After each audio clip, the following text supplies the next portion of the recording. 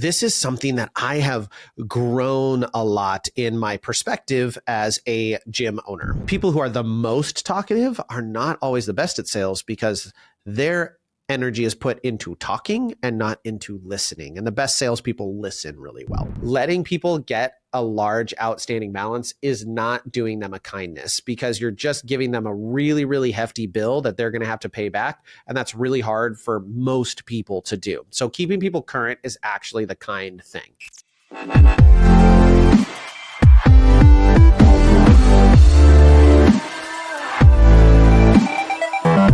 Hello, everyone, and welcome to another episode of the Cheer Biz Podcast. I'm your host, Dan Cotton, and today we are talking about why I believe it is the most important investment you can make by having a front desk or front of house or sales associate employee in your business. Now, this recently came up in our Cheer Gym Owners Facebook group. Someone posted a comment asking about how much time your employees spend making phone calls, answering phones, what you pay for a front desk employee, or if you even have one. Ultimately, this individual, it looks like their actual intention was to try and sell their automated system and sell their product, which actually isn't allowed in our groups. So if you're thinking about doing that, don't do it.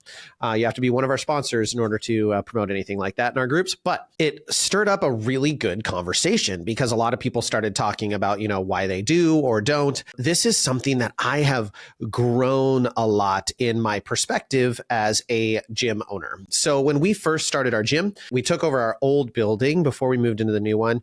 And that one had a front desk, but it was very rarely staffed. And then we moved into our new facility and we had a front desk. We knew we needed a front desk, but it was never staffed. It was there and it would be where we would go and have conversations with people in the lobby, but it was really ineffective. We had people who would walk in and be interested in our services and they'd literally have to poke their head in the gym and be like, "Hi, is anybody here?" And the way our gym was laid out, we wouldn't have even seen the person. And when we move into our new building, we would not see someone walking into the lobby because of the way the building is laid out. So someone could walk in, get no service, and walk out. That's a lost sale. That's a lost opportunity. So we then started to staff it with a couple parents that needed to work off their bill, but they weren't really committed and they were just kind of there and it wasn't super helpful. And we didn't really take it very seriously.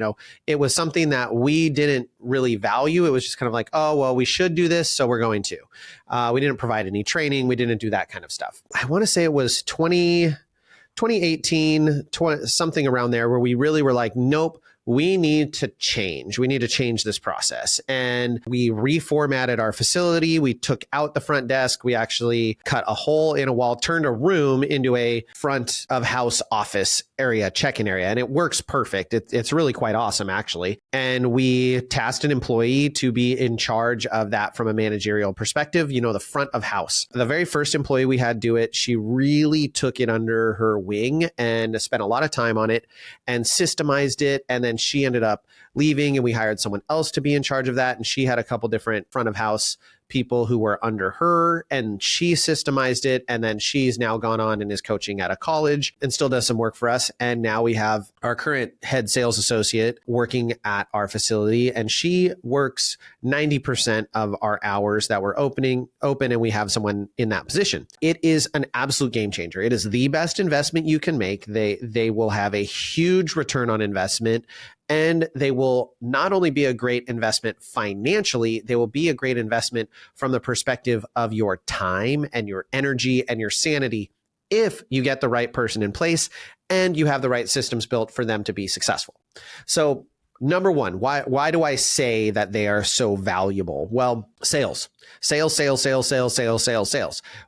refer to ours as our sales associates. You can refer to them as lead sales, front of house managers. I certainly don't like the term receptionist because they're definitely not that in my mind. Someone who just answers phones. They are definitely not just a front desk employee. They are a sales associate. And that is their first and foremost position is sales and client relations. So I'm going to talk the sales side first. So what do my front desk employees do? So from a sales perspective, they manage all of our tours. So anyone who comes in either books a tour online to come in and check out the facility or walks in and says, "Hey, I've heard about you guys. I'm curious what you do."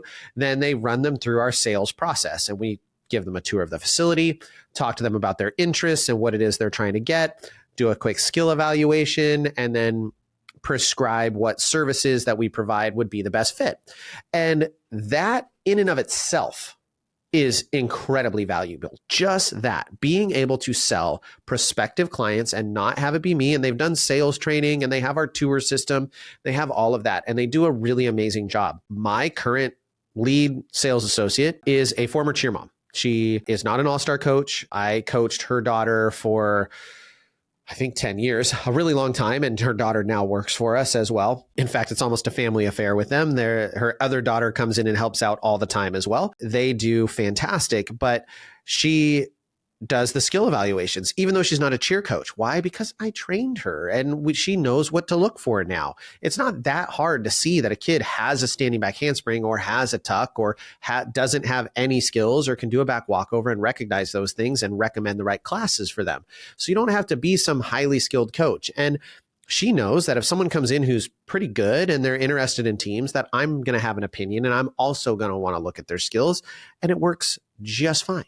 So sales from the perspective of new members. Additionally, they manage upsells. So they are doing sales in regard to, hey, would you like to add on to your membership package? Coach said they should get into a private lesson. Do you want to get that booked? And they can make those bookings. They do birthday party sales. So they follow up on leads for birthday parties. They help manage bookings within the gym. So if someone is wanting to get a rental, they can assist with that. So they do everything sales. That's a good chunk of their day is focused on getting more revenue into the business by completing sales. The next thing that they do that is just invaluable, and this is why I don't really think any sort of automation could do it. And we use automations in the gym.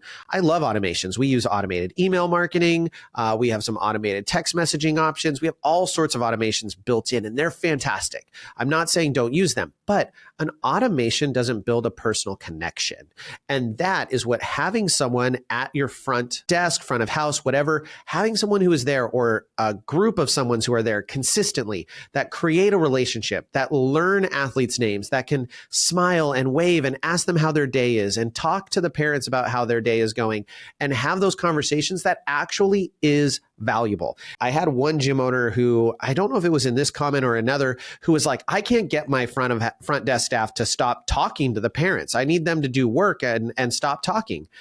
And I'm like, I hear you, because certainly their day shouldn't just be spent being a chatty Cathy, but there is also immense value in them building those relationships and talking to those people and having those interactions. Like, it's valuable. So instead of trying to get them to lessen it, figure out how you can lean into that and get more value out of the time that they're doing it, and make sure that they're taking the opportunity to upsell. They're taking the opportunity to promote new programs, even if they're having a conversation going, oh yeah, she is so close to her back handspring. Actually, did you hear we have a clinic coming up next month? Or, oh, you know what? Coach so-and-so is great with back handsprings, and I think they just had an opening. Do you want to get into their private lesson tomorrow?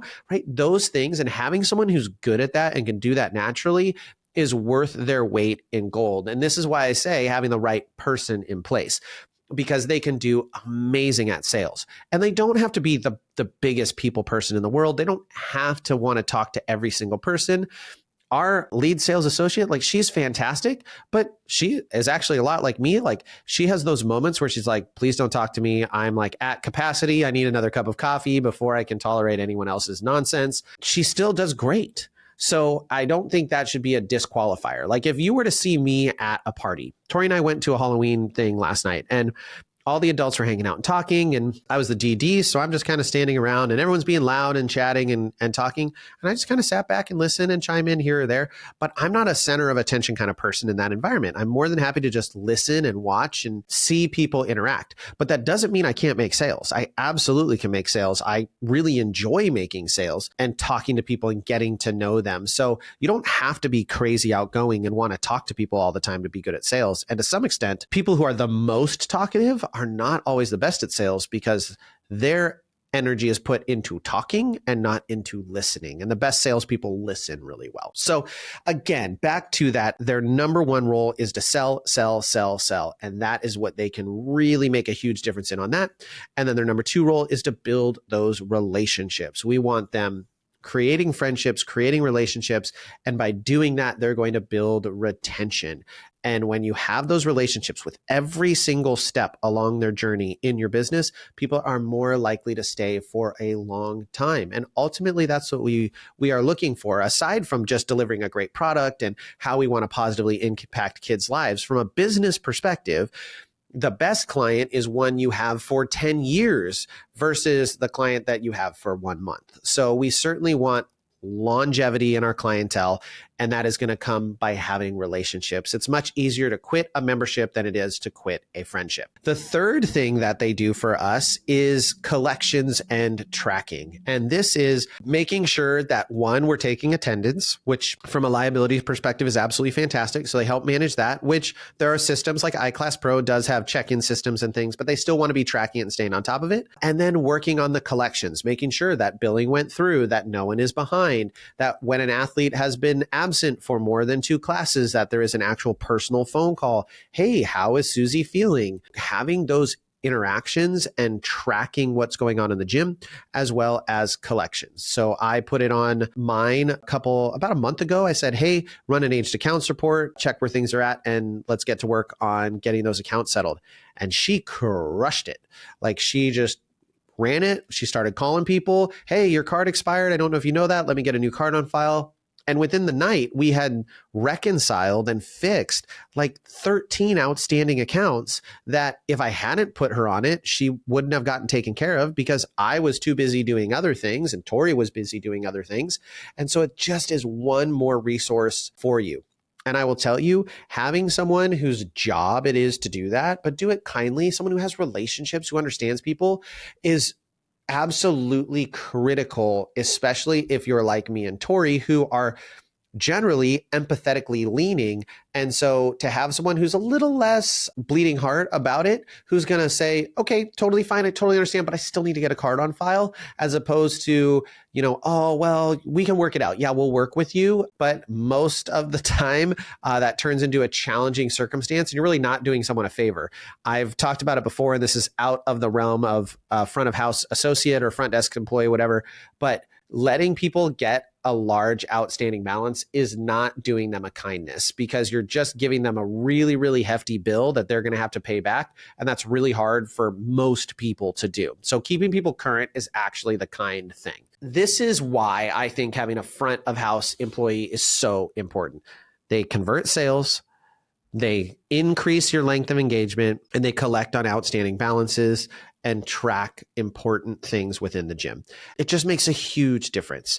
I already told you some of my stories, and I've gone afoul. After we had those parents, we actually had a front desk employee who was good, did an okay job. They weren't great at sales. They were definitely more of that conversationalist. And I talked about him on a previous episode. This was the employee that we trusted too much and put us into a bad position because we didn't have enough safeguards in place, and it worked out badly for us.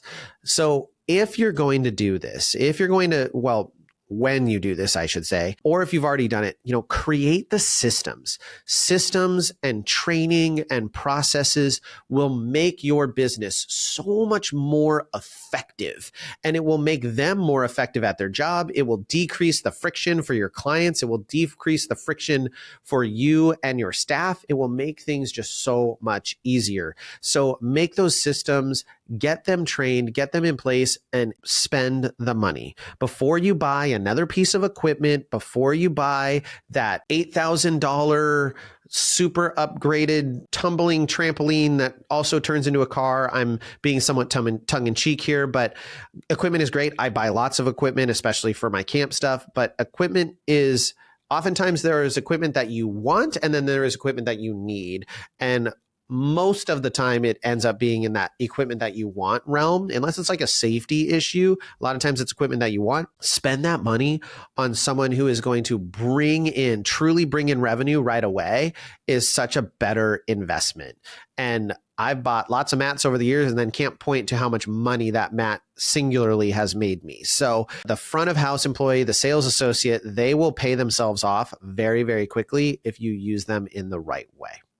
So as you leave the episode, build those systems, find that employee. If you don't know where to start, here's what I will tell you for finding great front of house employees. Number one, just post on your Facebook. Does anyone know of someone who's looking for part-time work, who loves to have conversations with people, is interested in sales, and likes the sport of cheerleading? Start there. You'll get people who are interested. You can also certainly post on LinkedIn and Indeed and things like that.